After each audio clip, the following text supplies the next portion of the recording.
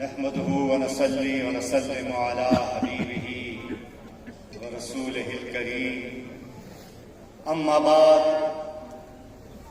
فأعوذ بالله من الشيطان الرجيم بسم الله الرحمن الرحيم بعد حمد و ثناء رب جلیل و ہدیہ صلاۃ و سلام بسید عالم آقائے دو جہاں رہبر انس و جاں شہنشاہ کون و مکان حضرت محمد مصطفیٰ احمد مجتبیٰ صلی اللہ علیہ وسلم۔ الحمدللہ، اللہ تعالیٰ کا بے پناہ احسان ہے کہ مالک الملک نے آج پھر ہمیں اپنی یاد کی توفیق اور موقع عطا فرمایا۔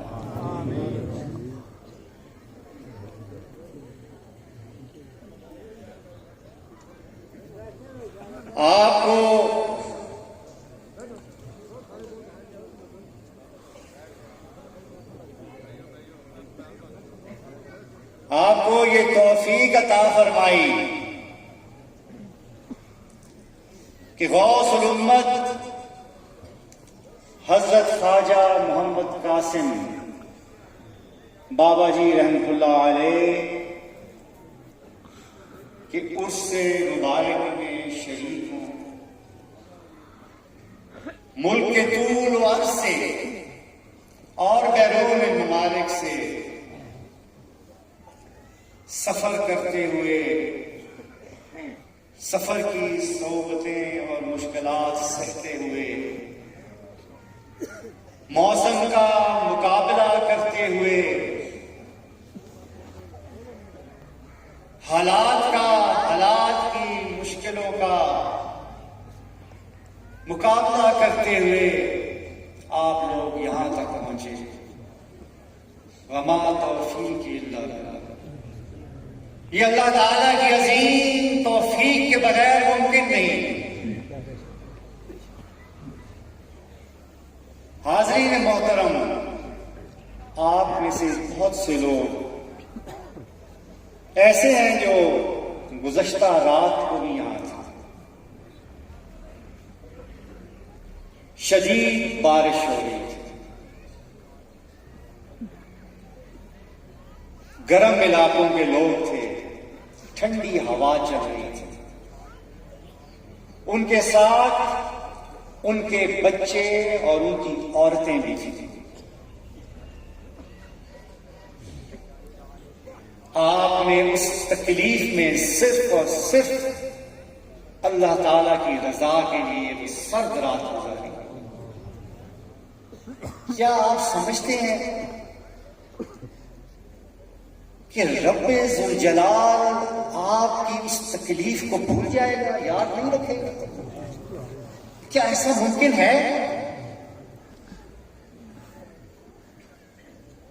میرے پیارے بچوں، میرے بھائیوں،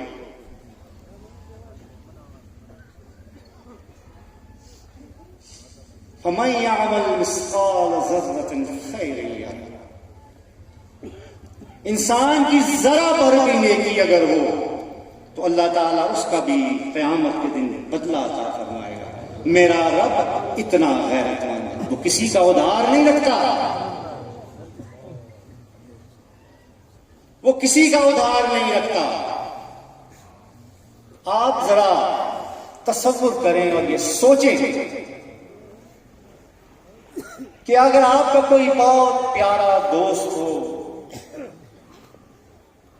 کوئی ہمدرد ہو، آپ کی کمپنی یا کسی بھی محکمے کا جہاں آپ کام کرتے ہیں اس کا باس ہو آپ کا، وہ بہت امیر ہو، بہت طاقتور ہو، اس کے پاس بہت وسائل ہوں، اور آپ اس کے لیے آپ اس کے بہت پیارے بھی ہوں، قریب بھی ہوں، اور اس کے لیے تکلیف اٹھائیں، اور آپ کی وہ تکلیف اس کی نظروں میں ہو، اور پھر آپ اس کے سامنے ایک چھوٹی سی اپنی ضرورت پیش کر دیں،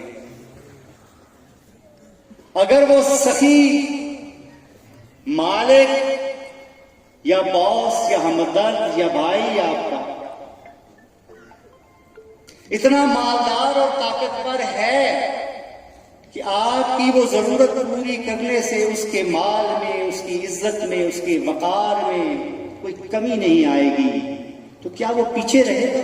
وہ تو لازمی کرے گا۔ اسی مثال کو ذہن میں رکھیں اور یہ سوچیں کہ انسان جب مہربان ہوتا ہے تو اپنے ساتھ محبت کرنے والے اور اپنے لیے تکلیف اٹھانے والے پر کتنا مہربان ہو جاتا ہے کہ اس کی ساری خواہشیں پوری کرنے کے لیے تیار ہو جاتا ہے۔ اور آپ نے تو رب ذوالجلال کے لیے، مالک الملک کے لیے تکلیف اٹھائی۔ عزیزان محترم، یاد رکھیں کہ اللہ تعالی کی ذات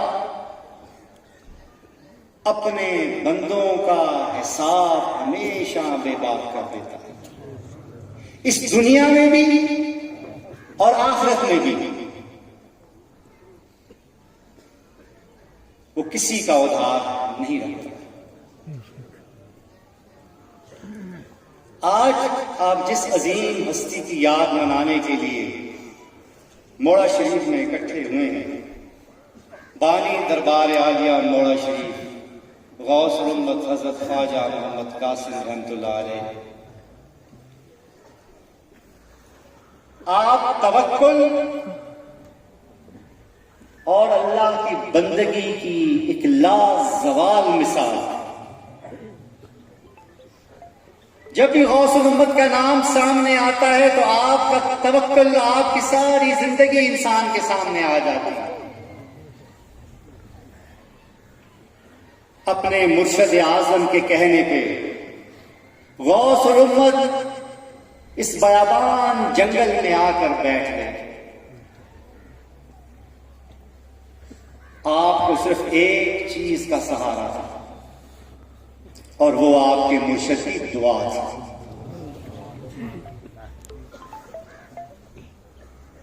مرشد کی دعا کے سہارے آپ اس بیابان میں آ کے بیٹھے، ایک جھونپڑا بنا کر، اور مرشد کی دعا نے آپ کو توکل کی طاقت عطا فرمائی،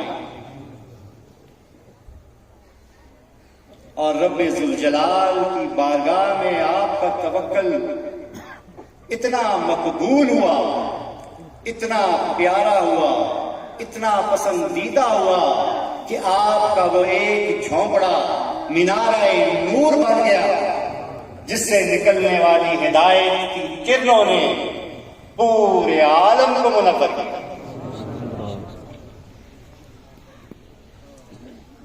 حاضرین محترم،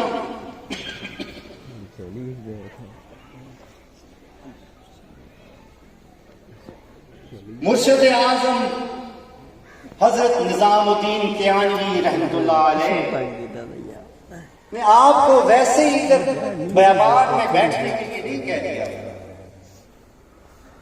اس کے پیچھے بھی ایک حکمت تھی۔ انہیں اللہ تعالیٰ نے اس چیز کی معرفت عطا فرما دی تھی کہ مستقبل میں یہاں نسبت رسولی کی ایک عظیم بستی بننے والی ہے، یہاں نسبت رسولی کا ایک عظیم مرکز تیار ہونے والا ہے۔ اسی لیے غوث الامت کو آپ نے اس بستی کی تیاری کے لیے یہاں بھیجا۔ آپ کی وفات کے بعد سرکار موڑی حضرت پیر نذیر احمد رحمۃ اللہ علیہ زیر سجادہ ہوئے۔ سرکار موڑوی کی وہ ذات ہے کہ جسے انتہائی کم سنی میں، چھوٹی سی عمر میں آپ کے مرشد پاک نے اٹھا کے اپنی گود میں بٹھا کے 7 دفعہ آپ کے چہرہ اقدس پہ اپنا ہاتھ مبارک پھیر کے آپ کو 7 پشتوں تک بلا مشقت ولی ہونے کی بشارت عطا فرمائی. یہ دعا آپ کی پشت پر تھی، آپ کے ساتھ تھی. لہذا جو زمین غوث الامت خواجہ محمد قاسم نے تیار کی تھی اس میں سرکار مولوی نے نسبت رسولی کا پودا لگایا اور آپ تصوف کے مجدد بنے.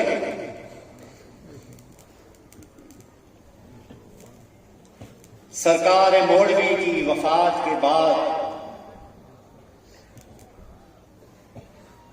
اس نسبت رسولی کے چمن کی اور اس پودے کی نگہبانی کی ذمہ داری سرکار مولوی نے ہمارے پیر و مرشد شیر شاہ غازی اعلی حضرت الحاج پیر ہارون رشید رحمۃ اللہ علیہ کے سپرد.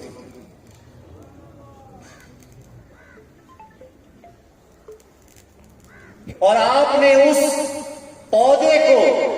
اس پودے کی ایسی نگہبانی، ایسی سرابی کی تو ایک تناور درخت کا روپ اختیار کر گیا جس کے سائے میں آج میں اور آپ بیٹھے ہیں اور جس کی شاخیں دنیا کے کونے کونے میں پھیلی ہوئی ہیں.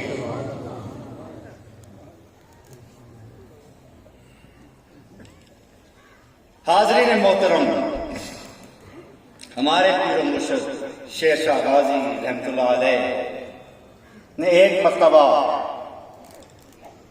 مجھے بلایا، میں ان کے پاس بیٹھا ہوا تھا تو انہوں نے ارشاد فرمایا کہ بڑی غور طلب بات ہے. انہوں نے فرمایا کہ گوہر،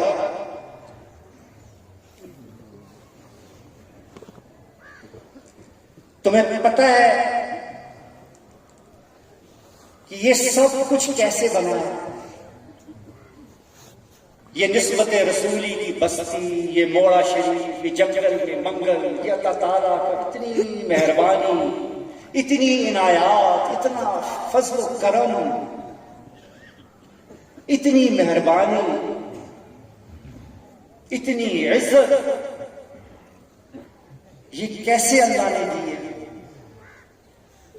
میں خاموش رہا تھا. آپ نے فرمایا صرف اور صرف پیر صاحب کی دعا سے، یعنی سرکار مولوی، صرف اور صرف پیر صاحب کی دعا سے.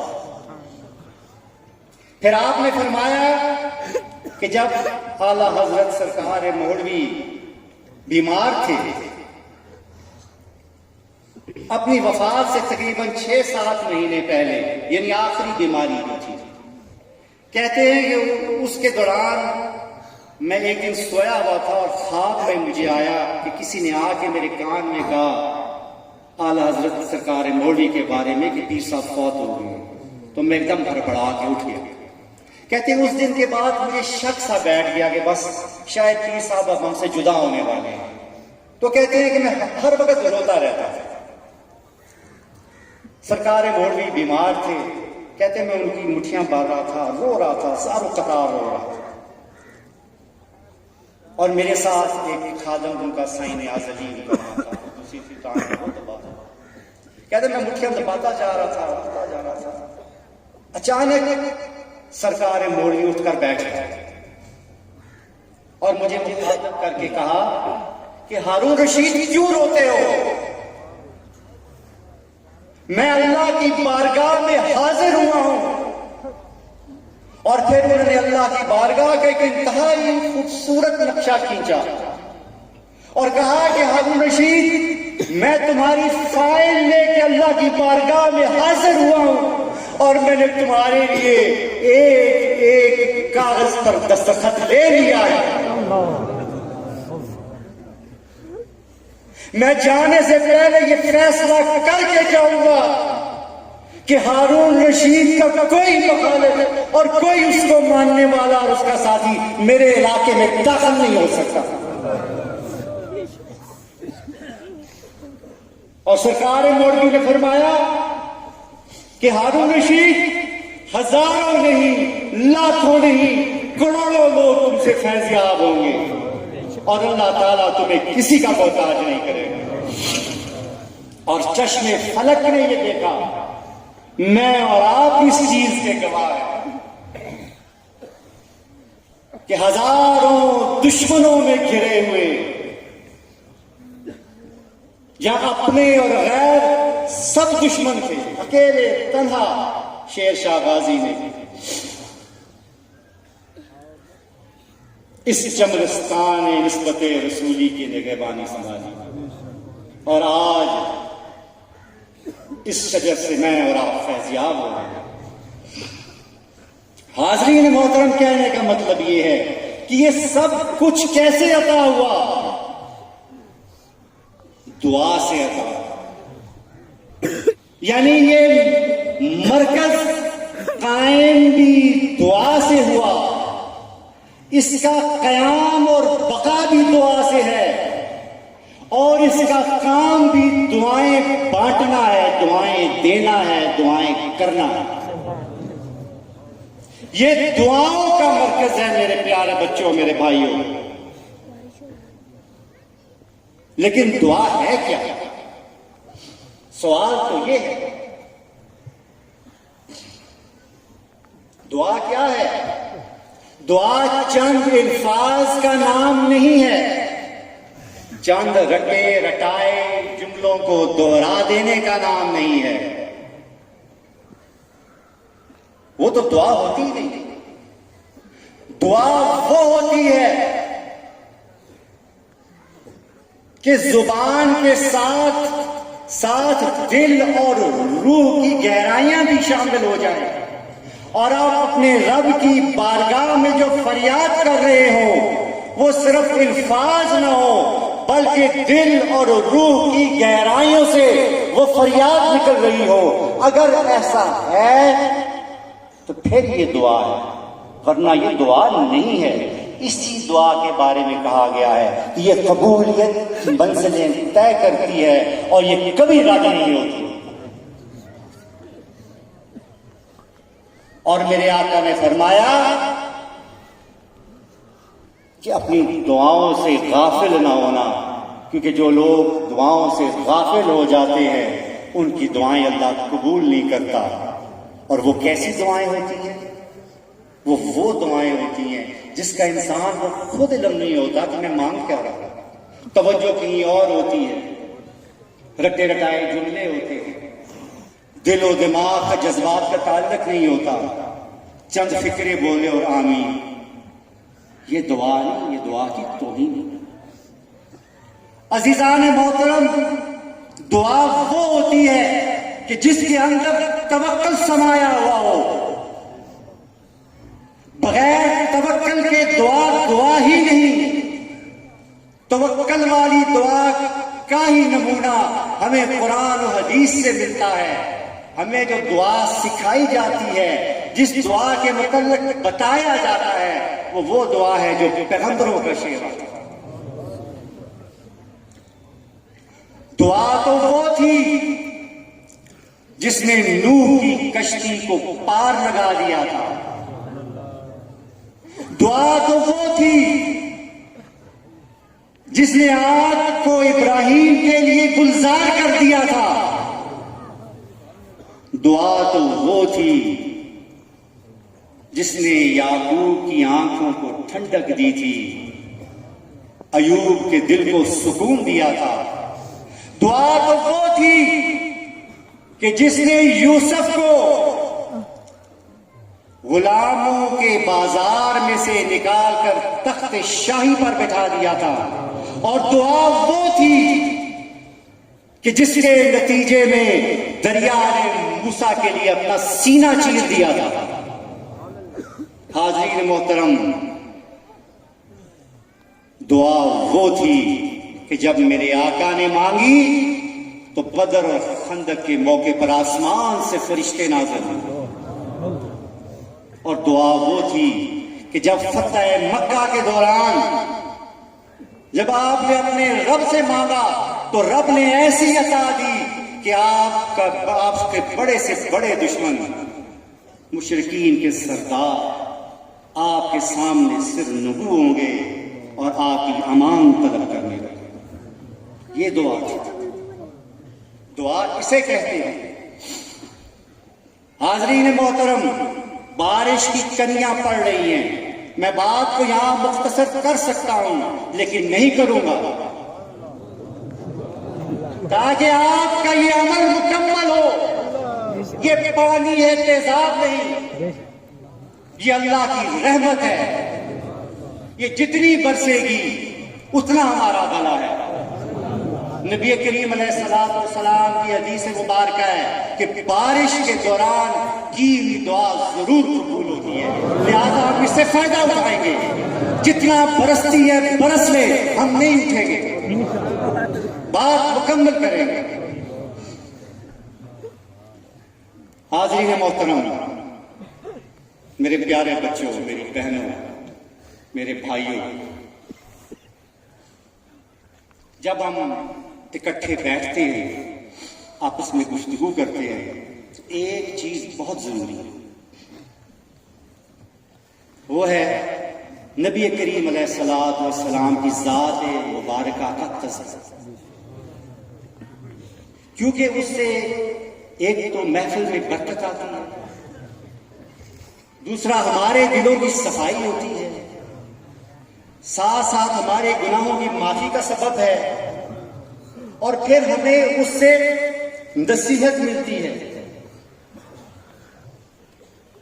زندگی گزارنے اور سمجھنے کے طریقے ملتے ہیں۔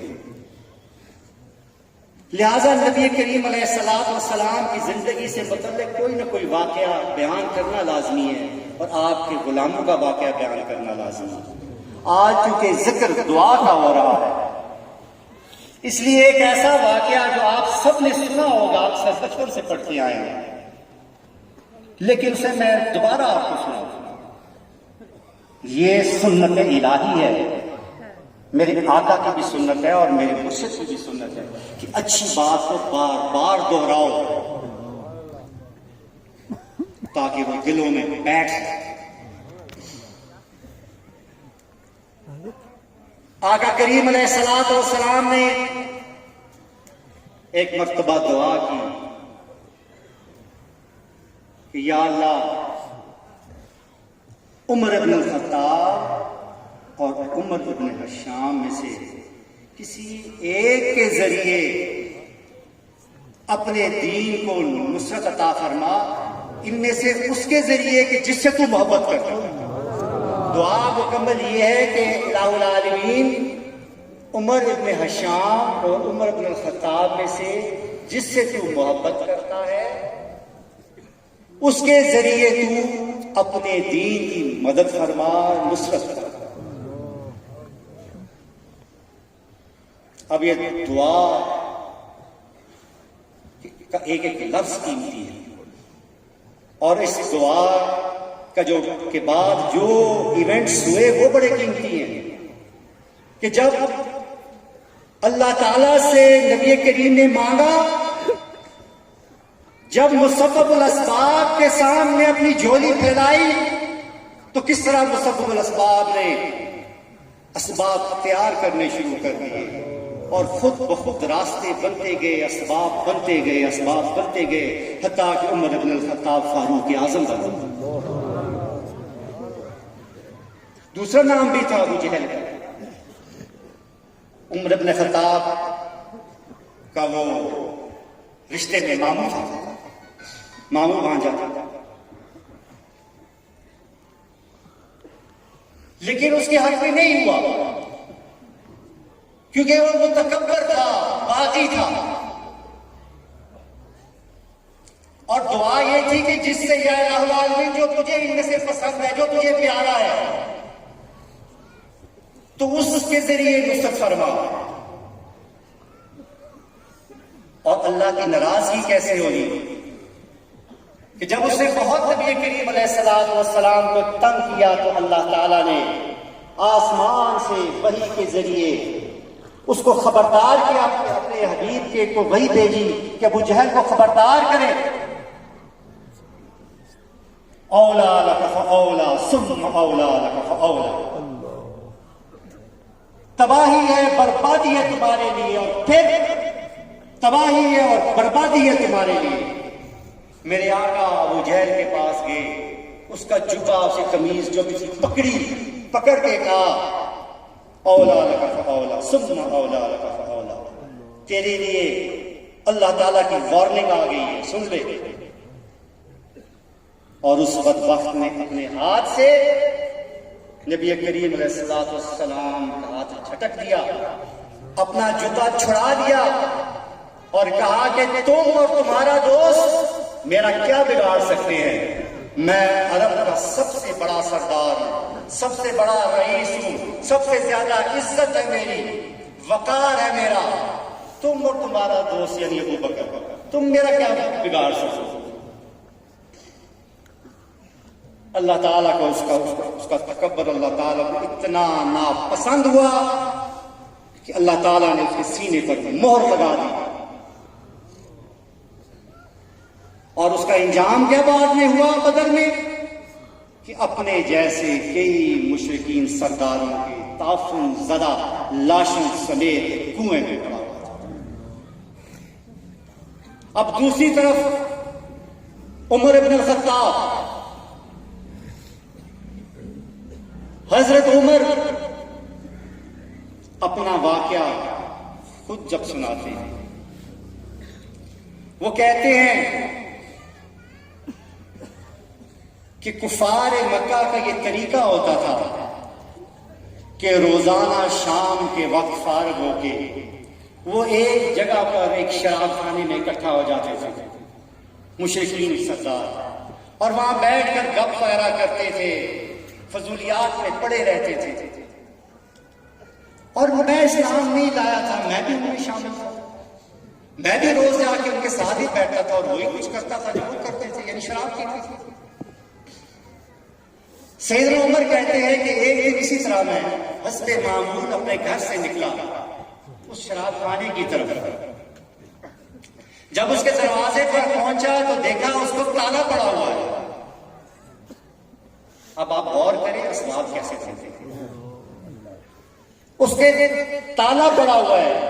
میں نے کچھ دیر انتظار کی لیکن تالا کھولنے والا نہیں آیا. معلوم کیا تو پتا چلا کہ جو اس کا مالک ہے شراب خانے کا یا اس دکان کا، وہ کسی کام سے چلا گیا ہے، وہ موجود نہیں ہے.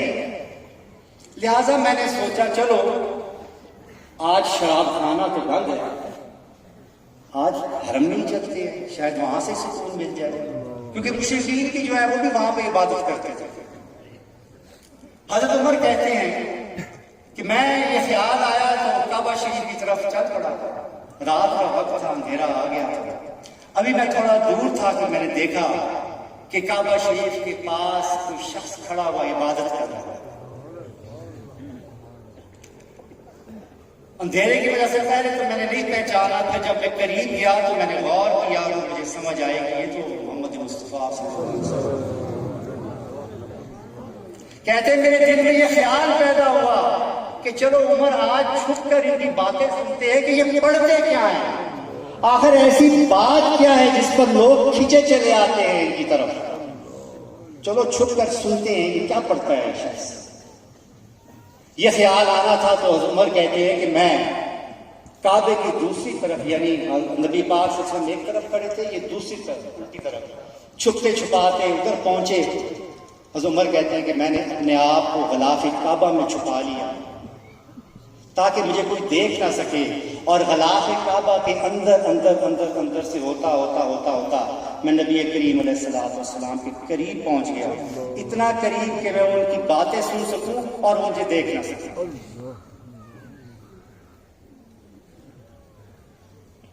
نبی کریم علیہ السلام اس وقت سورہ حاقہ کی تلاوت فرما رہے تھے، اور کئی مفسرین کا یہ خیال ہے کہ یہ سورت نازل ہی اس وقت ہوئی تھی. کہتے ہیں عمر کہ میں سنتا رہا، سنتے سنتے میرے ذہن میں آیا کتنا ترنم ہے اس میں، کیسی شاعری ہے، کیا بات ہے. اسی لیے لوگ کھینچے چلے آتے ہیں. نبی کریم علیہ السلام پر وحی آئی. اب اللہ تعالیٰ نبی پر وحی بھیج رہا ہے اور کلام عمر سے ہو رہا ہے. غور کریں اس پر. ذہن میں یہ خیال آیا کہ یہ کتنی زبردست شاعری ہے، اور نبی کریم علیہ السلام نے تلاوت فرمایا انه لقول رسول کریم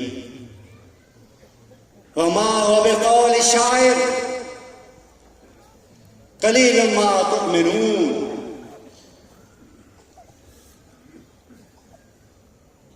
یہ ایک عظیم مہربان پیغام رساں کا کہا ہوا ہے.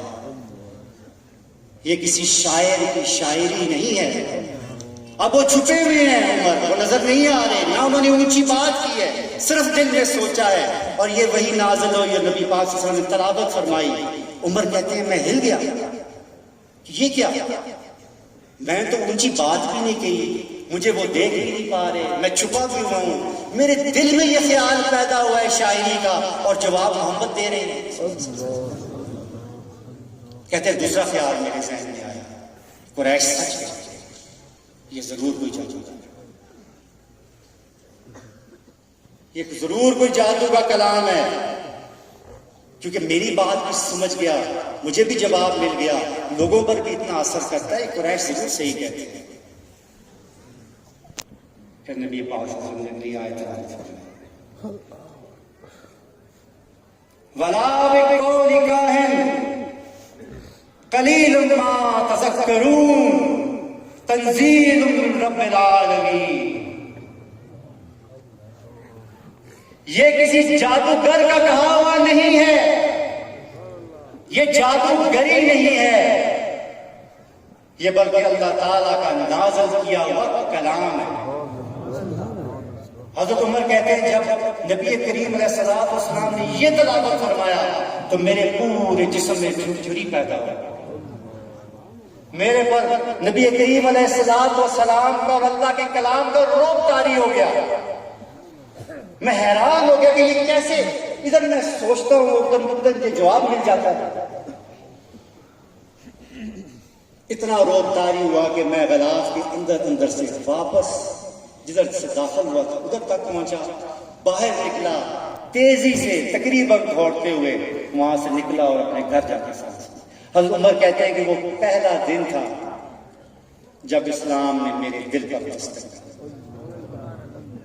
اس کے بعد کے سارے واقعات آپ کو پتہ ہیں، انتہائی مختصر اس کا بیان کر کے آگے چلتا ہوں کہ پھر آپ کو پتہ ہے ہمیشہ سارے لوگ پڑھتے ہیں کہ حضرت عمر نے سوچا ایک دن بیٹھے ہوئے کہ جاتے ہیں نبی کریم علیہ السلام کو شہید کر دیتا ہوں، ساری بات ہی ختم ہو، جان ہی چھوٹے ختم. تلوار لی، نکل پڑے. رستے میں ان کا دوست حضرت نعیم ملے، انہیں نہیں معلوم تھا عمر کو کہ یہ بھی اسلام لے آئے. انہوں نے پوچھا عمر کہاں جا رہے ہو تلوار لیے؟ انہوں نے کہا کہ محمد کو مارنے جا رہا ہوں. میں نے کہا کہ ادھر بعد میں جانا، پہلے اپنی بہن کے گھر جاؤ، فاطمہ کے گھر اور سعید کے گھر، ان کو دیکھو، سنا ہے وہ بھی اسلام لے آئے. الٹے پاؤں حضرت عمر اپنی بہن کے گھر آئے، وہ سورہ طٰہٰ کی تلاوت کر رہی تھی. اندر گئے، اندر جا کے انہوں نے انہیں مارنا شروع کر دیا. خون نکلتا دیکھا تو گھبرا گئے، بیٹھ گئے، پشیمان ہو گئے، اسے معافی مانگی اور کہا کہ تم یہ کیوں کر رہی ہو، چھوڑو اس کو، اپنے دین کی طرف واپس جاؤ. انہوں نے کہا تم عمر ہمیں مار بھی دو تو ہم اسلام کو نہیں چھوڑیں گے. تو پھر حضرت عمر نے کہا کہ بتاؤ، سناؤ مجھے بھی کہ تم پڑھ کیا رہی ہو. انہوں نے کہا کہ جاؤ، تم جا کے پہلے پاک صاف ہو کے آؤ، واپس آؤ گے تو پھر تمہیں سناؤ. بہرحال وہ گئے، نہائے، واپس آئے، سورہ طٰہٰ انہوں نے سنی، اور اب زمین تیار ہو رہی تھی دل کی. دعاؤں کا اثر تھا، مسبب الاسباب اسباب پیدا فرما رہا تھا. اب عمر بن الخطاب فاروق اعظم کی بننے کی منزلیں طے کر رہا تھا، وہ تیار ہو رہا تھا. سورہ طٰہٰ سن کر تلوار اٹھائی اور اسی طرح گھر سے نکل آئے اپنی منزل کی طرف. اتنی دیر تک حضرت نعیم پہنچے، انہوں نے بتا دیا کہ عمر آ رہا ہے تلوار لے کر اس طرف۔ حضرت حمزہ اندر موجود تھے جو ان سے ایک دن پہلے اسلام لائے تھے۔ انہوں نے کہا آنے دو عمر کو، اسی کی تلوار سے کی گردن اڑا دوں گا۔ نبی کریم علیہ السلام نے فرمایا نہیں، آپ کوٹ میں ہو جائیں۔ حضرت عمر آئے۔ اب یہ چھوٹا سا مکالمہ ہے، عام سی بات ہے لیکن بہت خوبصورت۔ دروازہ کھٹکایا، حضرت عمر اندر آئے، نبی پاک صلی اللہ علیہ وسلم کھڑے ہوئے آپ کے قریب گئے۔ نبی پاک صلی اللہ علیہ وسلم نے آپ کی یعنی حضرت عمر کی جو قبا تھی، جو جبہ تھا، اس کی جو ڈوریاں تھیں وہ پکڑ کے گھسیٹ کر اپنے قریب کیا اور ان ڈوریوں کو اپنے جسم کے ارد گرد بھی لپیٹ لیا۔ لپیٹ کے کہا کہ عمر تم ابھی تک اسلام نہیں لائے؟ تو عمر نے کیا جواب دیا؟ اشہد ان لا الہ الا اللہ واشہد ان محمد رسول اللہ۔ دنیا کا سب سے خوبصورت جواب۔ اور یہ جواب سننے کے بعد دوسری بات حضرت عمر نے کیا کی کہ یا رسول اللہ آپ کو سب سے زیادہ پشیمان کون کرتا ہے، اس کا نام مجھے بتائیں۔ نبی پاک صلی اللہ علیہ وسلم نے بتایا کہ تمہارا ماموں ابو جہل۔ حضرت عمر وہیں سے بیٹھے نہیں، الٹے پاؤں گے۔ ابو جہل کے گھر پر دستک دی۔ ابو جہل نے دروازہ کھولا، کیا بھانجے کیا؟ میں کہا خبردار، میں یہ بتانے آیا ہوں کہ آج کے بعد احتیاط کرنا، عمر مسلمان ہوں۔ اور یہ مسلمان حضرت عمر جب اسلام لائے، جب آپ نے کلمہ پڑھا تو نبی کریم علیہ السلام نے نعرہ تکبیر بلند کیا، صحابہ نے نعرہ تکبیر بلند کیا، اور اس کے بعد وہ سارے عام نمازیں پڑھنے لگے۔ اور دعا کا اثر دیکھیں، نبی کریم علیہ السلام کی دعا کا اثر دیکھیں کہ عمر بن الخطاب سے نہ صرف دین کو نصرت ملی، نہ صرف وہ فاروق اعظم بنے، بلکہ دنیا میں بھی عمر فاروق کو نبی کریم علیہ السلام کی صحبت عطا ہو گئی، مزار اور قبر کے بھی ساتھی بن گئے، اور عالم برزخ کے بھی ساتھی، اور انشاءاللہ میدان حشر کے بھی ساتھی، اور جنت کے بھی ساتھی، یعنی تمام عالمین کا ساتھ اللہ تعالیٰ نے عطا فرما دیا اپنے حبیب کی دعاؤں کے ساتھ۔ حاضرین محترم، آج کا دن دعاؤں کی قبولیت کا دن۔ جس طرح تمام عبادتوں کا مقصد دعا ہوتی ہے، میرے آقا نے فرمایا، اسی طرح یاد رکھیے کہ تصوف میں، سلسلے میں جو آپ کا تعلق ہوتا ہے اپنے پیر خانے سے، اپنے مرشد خانے سے، اس کا اصل مقصد یہ عرس ہوتا ہے، یہ 3 دن ہوتا ہے۔ اس لیے اس کی اہمیت کو سمجھیں۔ یہ صرف عام 3 دن نہیں ہوتے، یہ آپ کے اس سلسلے سے تعلق کا مغز ہے، اور ان 3 دنوں کا مغز اور حاصل یہ مجلس کبریٰ شریف اور اس میں کی گئی دعائیں ہیں۔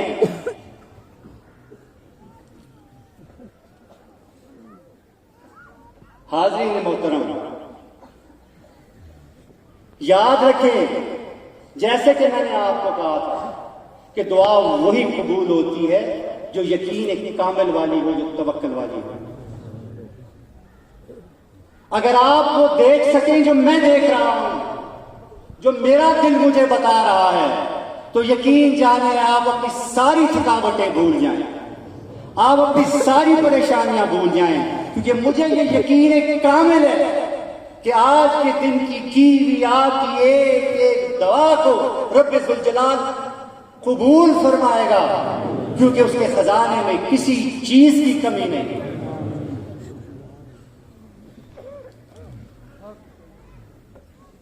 اسی لیے اب سارے دعا کریں، اللہ تعالیٰ کی ذات پاک اپنے حبیب پاک علیہ الصلوۃ والسلام کی آمین، اپنی پاک کلام قرآن مجید کی آمین، ہمیں گزشتہ گناہوں کی معافی عطا فرمائے، ہماری سعی، ہماری یہ کوشش اپنی بارگاہ میں قبول اور مقبول فرما۔ اللہ تعالی ہمارے عیبوں پر پردہ ڈالو۔ ہم یہ اقرار کرتے ہیں الہ العالمین کہ ہم گناہگار ہیں، ہم عیبوں سے بھرے ہوئے ہیں، ہم سر تا پنا پا گناہگار، کروٹ ہم سے گناہ ہوتے ہیں، لیکن تیری ذات غفور الرحیم ہے۔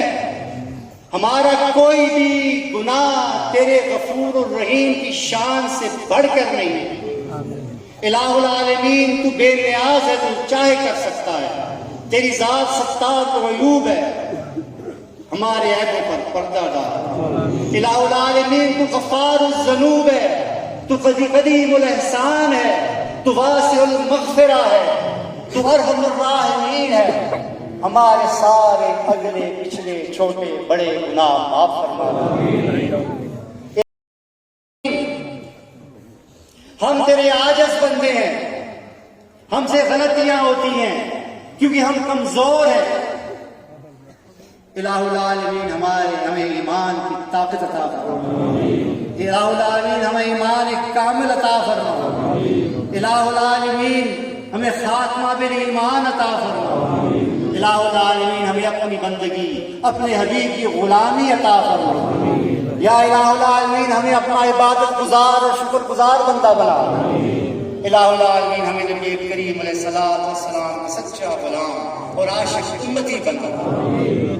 الہ العالمین تو سب کا پالن ہار ہے، تو سب کی سننے والا ہے۔ الہ العالمین ہم پہ بھی رحم فرما، ہمارے پیاروں پہ بھی رحم فرما۔ الہ العالمین ہمارے بیوی بچوں کی نگہبانی فرما۔ الہ العالمین ہمارے ماں باپ کی نگہبانی فرما۔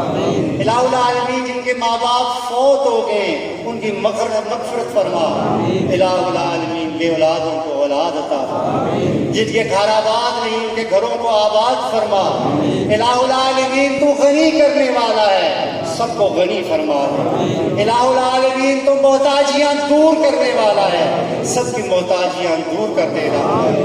مولا ہم تجھ سے مانگے تو ہی ہمیں عطا کر، ہمیں ان دنیا داروں کا اور اس دنیا کا محتاج نہ کرنا مولا۔ الہ العالمین ہمیں شرمندگی اور رسوائی سے بچا لے مولا۔ الہ العالمین ہمیں وہ عزت عطا فرما کہ جس کے بعد ذلت کی کوئی گنجائش نہ رہے۔ الہ العالمین ہمیں وہ عزت عطا فرما کہ جسے کوئی زوال نہ آئے مولا۔ الہ العالمین ہمارے رزق میں اتنی وسعتیں عطا فرما کہ ہم مخلوق میں سے کسی کے سامنے ہاتھ نہ پھیلائیں، کبھی محتاج نہ ہو مولا۔ مولا کریم ہمارے سروں کو جھکنے نہ دینا مولا، ہمیں دنیا داروں کے سامنے گرنے نہ دینا مولا کریم۔ تیرے سامنے جھکے، تجھ سے مانگے، تیرے سامنے سجدہ کریں، تیرے آگے بھکاری بن جائیں، تیرے آگے فریاد کریں مولا، کسی اور کے ہمیں آگے ننگا نہ کرنا۔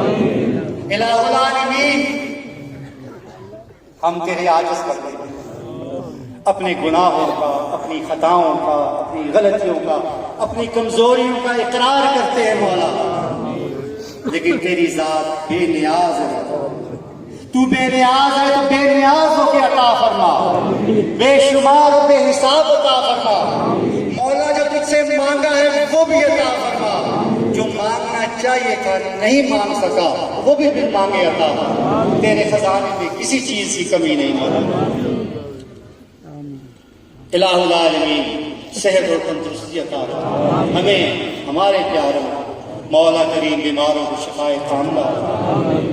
الہ العالمین رحم و کرم اور مہربانی کی بارشیں فرما، ہر چیز عطا فرما جو ہمارے ذہن میں ہے، جو ہمارے دھیان میں ہے، جو ہمارے خیال میں ہے، جسے ہم زبان پر نہیں لائے وہ بھی عطا فرما دے مولا۔ مولا کریم ہمارے دشمنوں کو زیر فرما، ہمارے پیاروں پر مہربان ہو مولا۔ مولا کریم اپنی حمایت، اپنی نصرت، اپنا فضل، اپنا کرم، اپنا ساتھ ہمیشہ ہمیں عطا فرما، ہمیں کبھی بھی اس نعمت سے محروم نہ کرنا مولا۔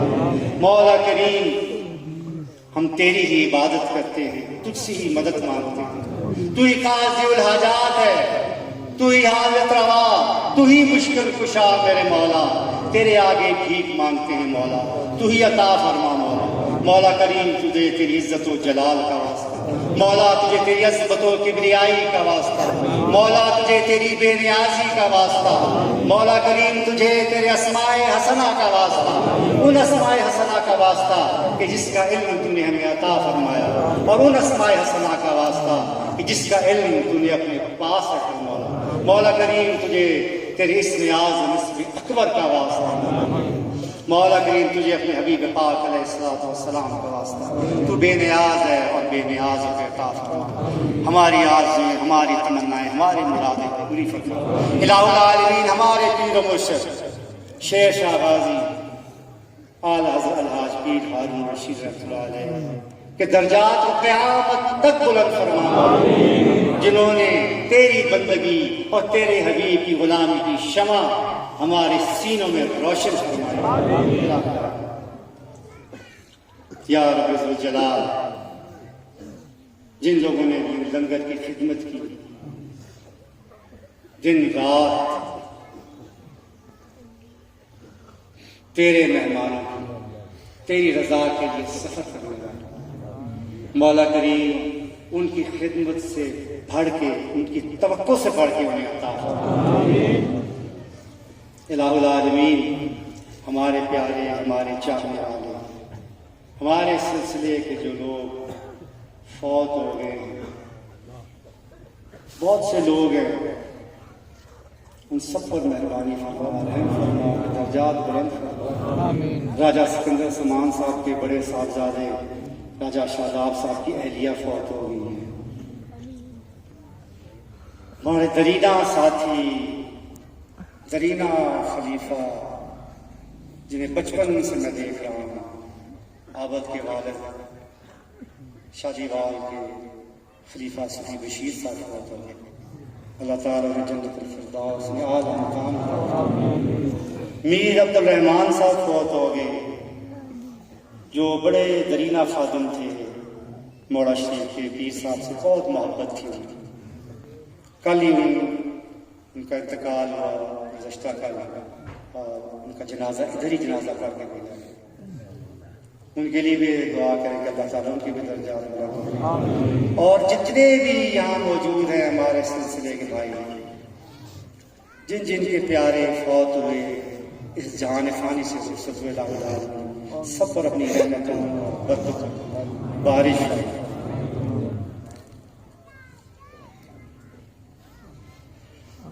اب سلام